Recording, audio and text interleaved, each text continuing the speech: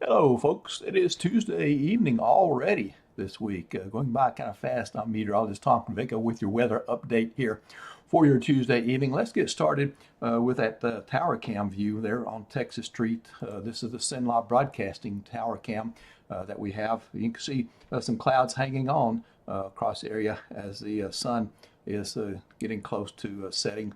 Now let's look at the weather headlines. These are things I'll be talking about here for the next several minutes.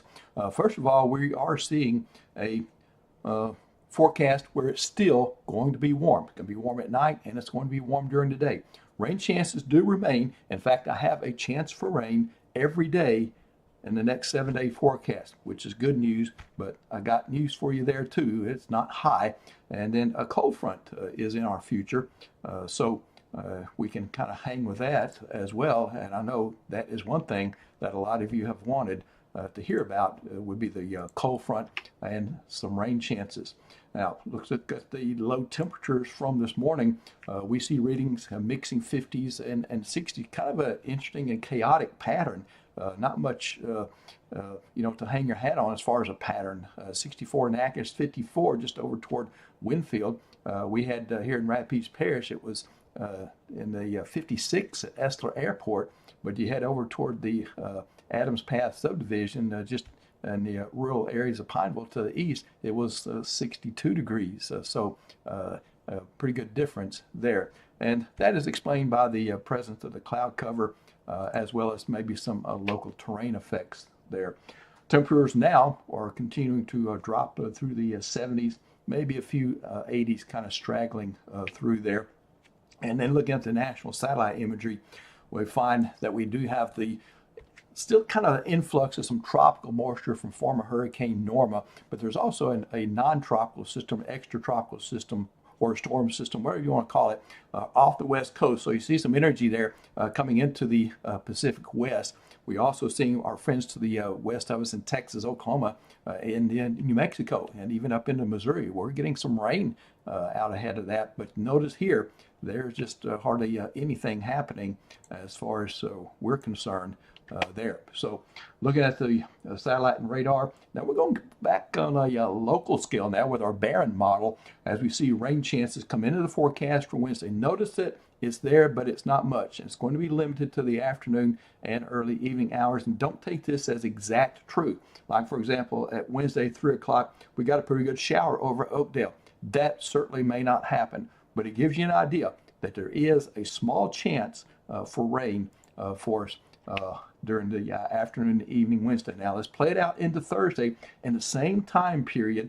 For the afternoon, evening, we have another chance of rain. I think maybe the chance of rain Thursday could be a little bit higher than Wednesday, and I do have that explicitly in my forecast there for the 7-day forecast. But we'll get to that in just a bit. Now, lows tonight, I think we're through with the 50s for a few nights, so everybody's in the 60s, averaging in the middle 60s, but there will be some warmer areas in the upper 60s. And then heading into your high temperatures, we've got, looks like another day of 80s. Wouldn't be surprised maybe that the hottest areas could hit 90 again or get closer to it. But by and large, we'll average about 85, 86 for the day on Wednesday.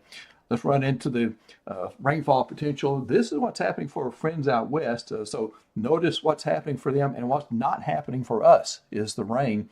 So as we move through this, through the morning and into the afternoon Wednesday, the upper level winds, of course, providing some lift in the atmosphere to get those rain and thunderstorms started out in that area. And you see over in Louisiana, we do see a few blips showing up there indicating, yeah, there is some rainfall potential Wednesday, but it's pretty slim here for us. So we just don't see anything happening. It's all associated with the jet stream energy, if you will.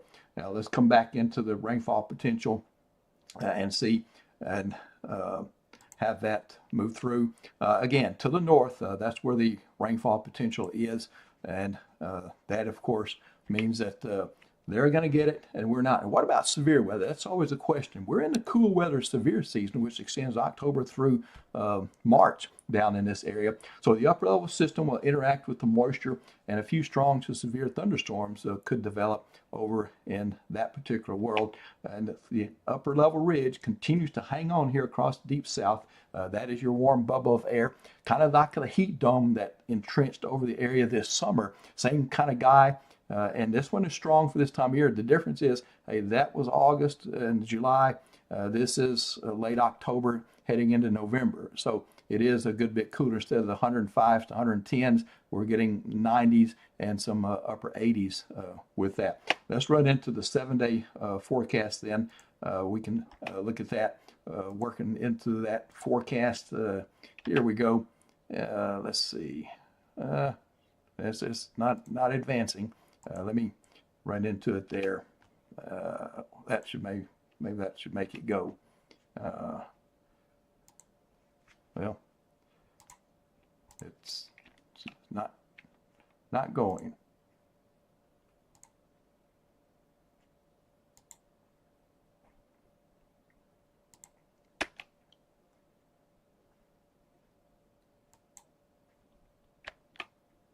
All right, folks, I'm going to have to give you the 7-day forecast, maybe in a separate update here in a few minutes as soon as we can get things straightened out. Nick had a great show this morning, by the way, but it looks like the bug bit me for this evening. I'll be back in a bit.